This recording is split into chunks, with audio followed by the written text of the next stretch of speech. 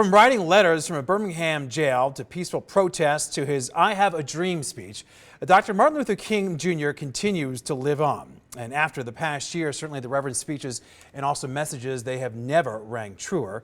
And 13 Action News reporter Alicia Patillo now traces the life and legacy of America's most compelling civil rights leader in Remembering the Dream.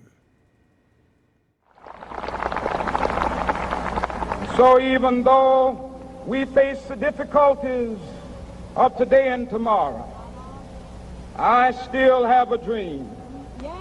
MLK is a classically complex figure. Like most people that are well known in history, he has been elevated to almost a mythology for many people. I don't think the important thing is how long one lives. I think it's how well one lives.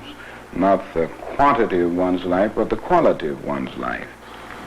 Martin Luther King Jr. was born on January 15, 1929 in Atlanta, Georgia, the son of a preacher and a former school teacher. A young Martin crowned a gifted student early on. Skipping 2 grades in high school, graduating high school at 15, graduating college at 19. After graduating from Morehouse College, King entered Crozer Theological Seminary in Pennsylvania, following in the footsteps of his father. Then an ambitious Martin enrolled in a graduate program at Boston University where he met his wife, Coretta Scott. Together, the Kings had 4 children, Yolanda, Martin III, Dexter, and Bernice.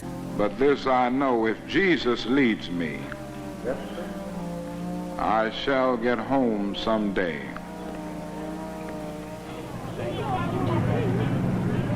He started to understand that he seems to have been endowed with a gift of oration, that he could give speeches and he could move people in a crowd, that people would freeze when they hear him speak. He had just a natural way of expressing himself that would motivate crowds. And so Martin Luther King Jr., as a very young man in his early 20s, started to combine his ministry and his social activism and started leading marches and movements throughout the Deep South once he returned after he obtained his doctoral degree. From the mid-50s until his assassination in 1968, Dr. King would lead a movement that would later become etched in history. A king for social justice, his blueprint was nonviolence as he fought for equality everywhere, using his voice as his weapon. I tried day in and day out to live with this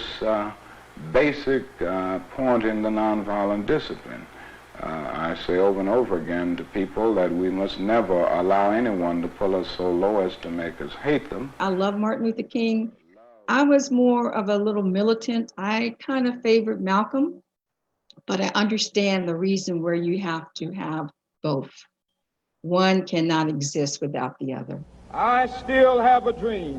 When he gives the March on Washington speech in 1963, I Have a Dream, most people don't go beyond that. His philosophy was nonviolence, but he also understood that not everybody was going to buy into it, but he would do his best to ensure that people understood that nonviolent movements could lead to social progress. Dr. King's effort in social and racial equality for Black people eventually brought forth a historic landmark in legislation, invoking the Civil Rights Act of 1964 and the Voting Rights Act the following year.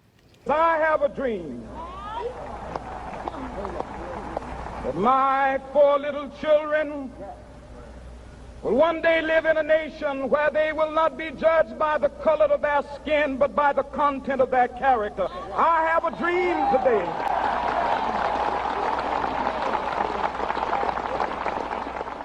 One of the unique facets of right directly prior to his assassination is if you listen to his last speech, I've Been to the Mountaintop.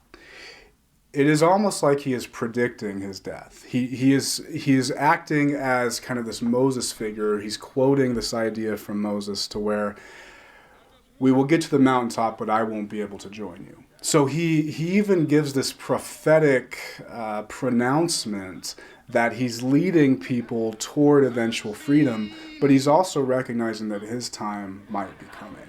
I may not get there with you, but I want you to know tonight that we as a people will get to the promised land. In the final months of his life, Dr. King turned his focus on a new mission.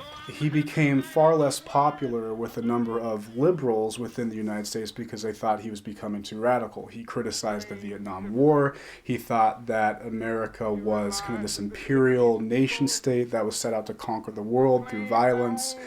And he also believed that the poor, both white and black, and everyone were being disenfranchised by a capitalist elite.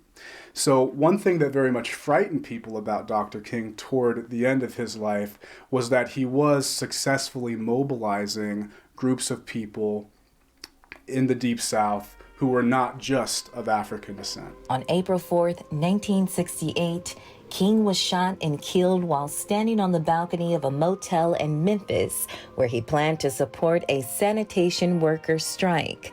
James Earl Ray was arrested for his assassination. Dr. King was only 39 years old. What do you think about the murder of Martin Luther King?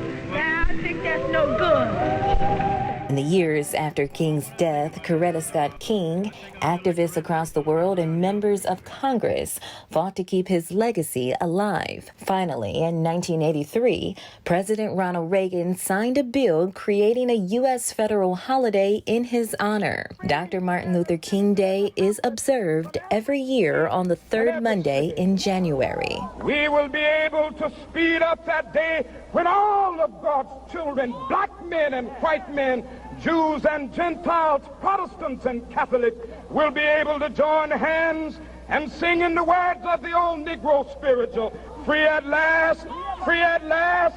Thank God Almighty, we are free at last. In the words of Dr. King, the time is always right to do what is right. And America, it's time. Alicia Batillo, 13 Action News.